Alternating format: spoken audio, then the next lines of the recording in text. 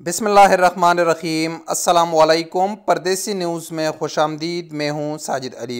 ये वीडियो उन तमाम दोस्तों के लिए इंतहाई अहम है जो इस वक्त सऊदी अरब से अपने ममालिक में छुट्टी पर गए हुए हैं और उनका ताल्लुक़ उन ममालिक से है जहाँ से सऊदी अरब के लिए फ़्लाइट्स पर पाबंदी है।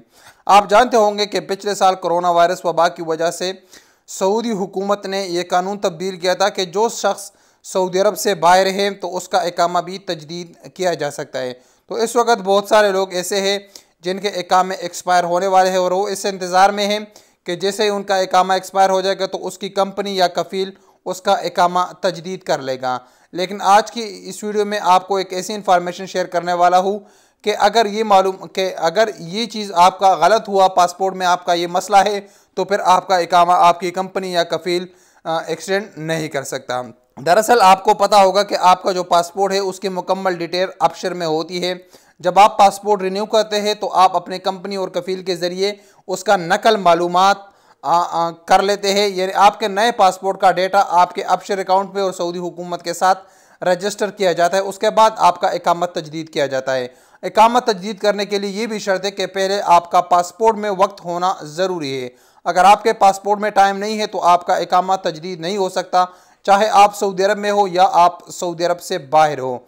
तो इस वक्त वो अफराद जो सऊदी अरब से बाहर है और उनका पासपोर्ट एक्सपायर होने वाला है या एक्सपायर होने वाला है और उन लोगों ने नया पासपोर्ट बना लिया है, तो अब सऊदी अरब का ये कानून है कि जो शख्स सऊदी अरब से बाहर है, छुट्टी पर गया हुआ है, तो उसके पासपोर्ट का नकल मालूमात नहीं किया जा सकता, यानी नया पासपोर्ट उसका अबशर में इंदराज नहीं किया जा सकता।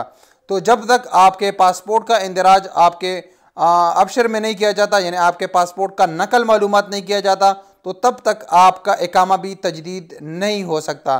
तो लिहाजा अगर आपके पासपोर्ट में वक्त कम है और आपके इकामे में भी वक्त कम है तो पासपोर्ट एक्सपायर होने से पहले पहले आप अपने कफ़ील और कंपनी से रब्ता करें ताकि वो आपका इकामा तजदीद कर ले, आपका इकामा रिन्यू कर ले।